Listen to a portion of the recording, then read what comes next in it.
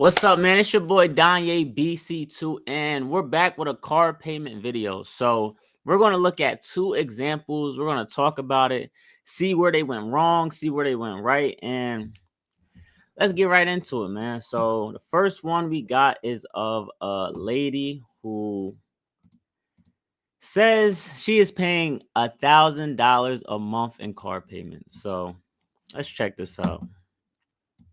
A lot of you guys are asking why my car payment is $1,000 a month, and here's why. So I told you guys I got my first car when I was a senior. It was the car of that year. I had a backup camera, I had a push start, everything, right? 9 months later, I crashed it and I totaled it. And my parents had already almost paid it off. So then they pulled me out another car, the same one, but I had to pay it. So I started paying it. I was giving payments, and I was almost done. I had less than 10,000, right? I always kept up with the maintenance, everything. And I don't know why, but there was so many recalls on this car to the point where it almost left me on the freeway a couple times. Okay, by this time I already had my son; he was a baby at that time, and it got to the point where it wasn't even safe for us to be driving in that car, not even on the freeway, not anywhere. So my mom was like, it was time to upgrade. So I was like, all right, bet. So then I went in, and at that time it was 2021. I got a 2021 Acura ILX, super nice, brand new, nice interior, everything, right? Never really gave me problems. And I got married. We have 3 kids now. Fast forward to now, and we just didn't fit in that little car anymore. We needed a SUV, like a mom car. So I traded in this car, my car for this car, and I'm actually carrying $10,000 of negative equity from my very first car. But I had no choice. Like at that point, it was not safe to drive that car, so I was like, all right, I'm just going to have to swallow it and take the L. So that's why my car payment is so high, but it's totally worth it for me because yes, I have my mom car and we have our room. And look at this car seat. Look at how big it is. It takes up a lot of space because it turns. And my kids are comfortable. We have the stroller in the back. So to me, yes, it's $1,000, but it's our safety and we have the room that we need. And I love my car. So I see a couple of red flags. If y'all watch this video and I let it play through so you can hear the whole scenario, the whole situation, but I caught a lot of red flags throughout this video.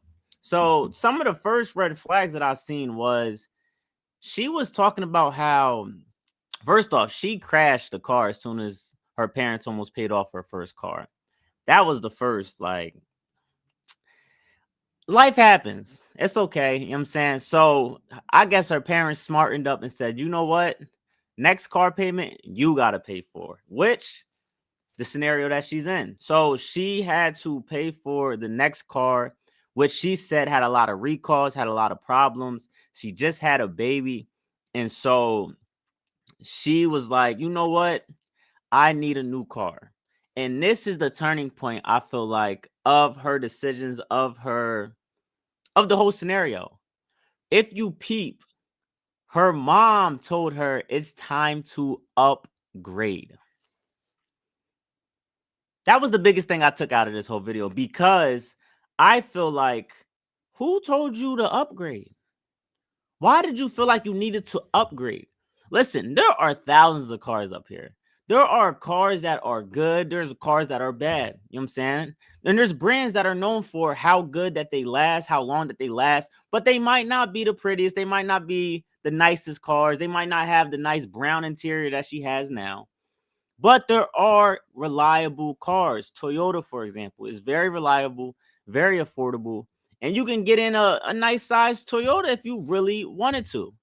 But like I said, she was negative $10,000 in equity, she said, to transfer over to her new car that she has now. And I think that she did not have to upgrade.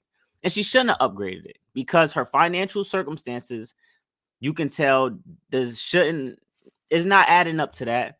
And that she also would have been in a better situation that she is in now. Because that negative 10,000 equity that she had in that car could have been rolled over into something lighter to where she could pay off her next car payment. It wouldn't have to carry $1,000 car payment onto her new car on top of being negative 10,000 on the prior car. So she's going to be in debt with this car that she has now for a long time, which now life hit her even harder. And this is what a lot of people go through. She just said she had 2 more kids. Now she got 3 kids, a husband, $1,000 car payment, negative crazy equity in both cars, and then gonna cry broke. How does that work? How does this work? Y'all do it to yourselves. This is why I don't feel bad, because at the end of the day, y'all make these decisions. Nobody told her to upgrade except for her mom. You feel me? So do not make this mistake. Let's get into another scenario.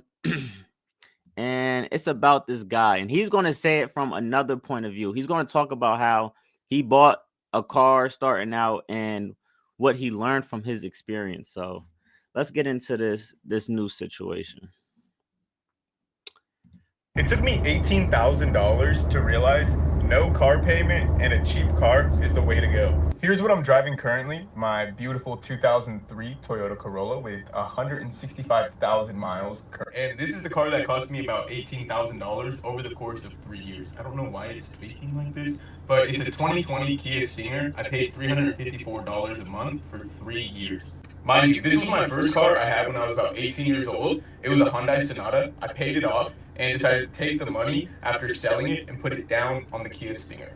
I was working in insurance as a 19-year-old, and they told me, hey man, you're going to want a car that you can love to drive if you're going to be driving long distance to your appointments, blah, blah, blah. Basically, they kind of sold me on the concept of wanting a cool car to pull up to my clients' houses with. And that was the last thing I needed as a 19-year-old, to have an excuse to get a fancy car because I was making a little bit more money than people who were my age. So here's what I learned at. That's big. That's big.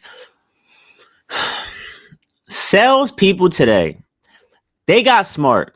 They got smart. And everybody that you deal with that wants you to buy something from them are great salespeople. And that's why they're in the roles that they are. So they're not going to sell you on the item itself. They don't really care about that. What they care about is they're trying to figure out what's going to make you happy. How can I tap into your emotions to where you're going to leave out of here and spend it? In a lot of cases, and most people, what works is feeding into their ego. Come on, man. You a young guy, man. Imagine you pull up in this in front of all the girls. You telling me you're not going to walk home with something? You telling me when you pull up in front of your friends going to be like, oh, shoot, that's a nice whip. That's a great selling point. And it'll get most people. But for my people watching this, I hope that doesn't get y'all. Make great financial decisions. And for real, tell these salespeople, listen, I ain't with all that extra stuff. What's the numbers looking like? How much interest is this going to be? You know what I'm saying? What's the car payments going to look like? Let's get down to the nitty gritty. I don't give a, you know what I'm saying? I know where I'm going to be at in the next 5 years. And this is how y'all should think. I know where I'm going to be at in the next 5 years. I'm going to be in a great financial position to where I can pull up in anything. You feel me? But for right now, I'm staying down because I watch Danye BC2 videos. And I know that I got to stay down, buy a cheaper car, maybe not look the best, but my pockets is going to be right. So I think that is key on what he just said. Salesperson, especially at his young age, convinced him to get a higher paying car, which his car payments wasn't that crazy. $300 a month, blah, blah, blah. He traded his last car in. His situation isn't the worst. And there's, like you said, the last lady's paying $1,000. He's paying $300 for that. So, like I said, situations are different for other people, but let's listen to what he has learned as well. After having the car for 3 years and now getting back into a Corolla at 24.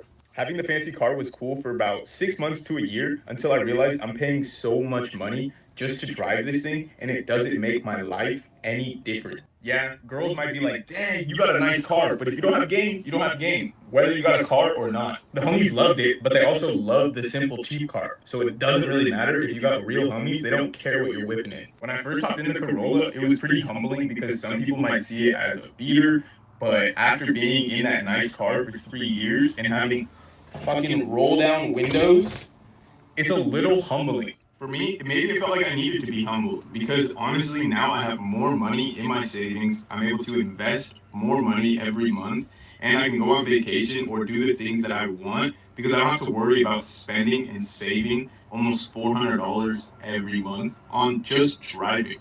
I don't see myself needing or wanting a car payment for anything in the near future. So for now, I'll probably just keep buying cars, putting some money into it, and enjoying the fact that I don't have a monthly payment every month. So that's what I learned from spending $18,000 on a brand new vehicle, and I'm happy now.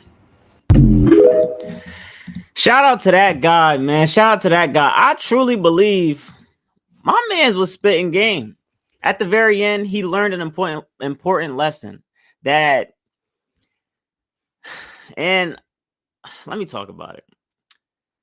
Do y'all not realize that the cool people in school, the people that were the most popular, are in a lot of cases worse off 10 years down the line? And I truly believe it's because they always had to keep up an image. They always had to keep up this character. They always had to keep up this persona. And I feel like that's what messes a lot of people up. And even in this situation, he said it. I bought the new car to be cool, to try to get the girls, to try to have my friends be like, yo, that joint's nice. And in all realization, his pockets wasn't filling it. And he had to humble himself, get a cheaper car to where now he can invest in his future more, he said. Invest more, save more, do those things, which doesn't look the best, which doesn't fit this persona that you're trying to act like you have it when you really don't. So I think that's why the people that aren't as popular, that aren't seen as cool, quote unquote, win in the long term because they don't care how you look at them. You feel me? So, and for my people out there that are in that upper tier, let's say cooler people in that higher status, I think this is a wake-up call that, listen, you can still be cool living a regular type of lifestyle, living a lower type of tier lifestyle. Like at the end of the day, if you cool, you cool. And you talking to somebody that's the coolest. You feel me? How y'all doing out there? For my ladies, you know what I'm saying? Y'all know what it is. You feel me? But I'm an example. I'm an example. You can still be cool, be going the cheaper route, living a lower class, maybe not shopping at these high fashion, high tier little clothing places. Find something that's cheaper, nicer. You feel me? You can finesse it. You could still look the par and not pay as much. You feel me? And that is what the key is. You feel me? And I'm glad that we got to see both sides of this video. Like I said, I think the second guy was better than the first lady. He learned, he went back, he said he's doing better now. And hope you guys learned something from this video. Hit that like and subscribe button, and I'm gonna catch you on the next one. Peace.